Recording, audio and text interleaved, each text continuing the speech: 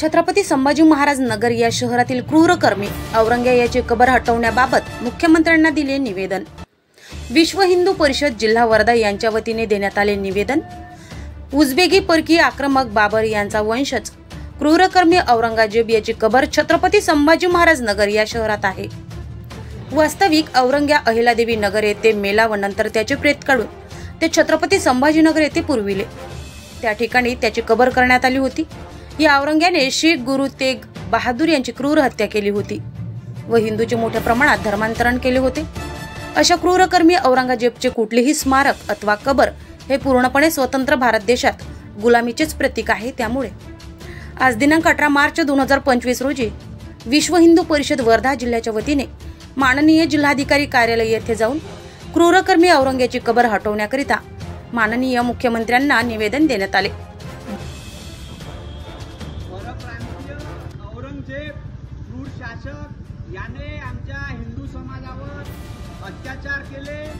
आमच्या हिंदू समाजाचे मंदिर, आमच्या देवी देवतांचे मूर्तीचे खंडन केले। अशा क्रूर शासकाचं आम्ही निंदा करतो आणि त्यांनी इतके भयंकर क्रूर कृत्य आमच्या हिंदू समाजावर केले। या औरंगजेबाची कब्र संभाजीनगर मध्ये इथे बांधण्यात आली। हे कब्र आमच्या हिंदू समाजावर कलंक आहे। औरंगजेबाचा जर इतिहास पाहिला तर त्याने गुरु गोविंद सिंग सारखे महान योद्धा त्यांच्या 2 मुलांना कैद करून भिंतीमधून दाबून त्यांची क्रूर हत्या केली।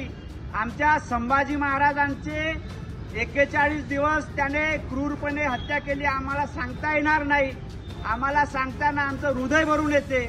अशी संभाजी महाराजांसोबत वर्तणूक केली आणि त्याने हिंदू समाजाचं धर्मांतरण केलं। अशा क्रूर प्रशासकाचं, अशा क्रूर मानसिकतेचं औरंगजेबाची कबर हे हिंदू समाज संभाजीनगर येथे कदापि लागू करणार नाही आणि सहन करणार नाही। प्रशासनाला एक विनंती आहे की त्यांनी हा विषय हाताळावा आणि या विषयाची शहानिशा करून तिथून औरंगजेब याची कबर काढण्यात यावी। अन्यथा अल्टिमेट आमचं पहिलं तयार झालेलं आहे, दुसरं अल्टिमेट तयार आहे।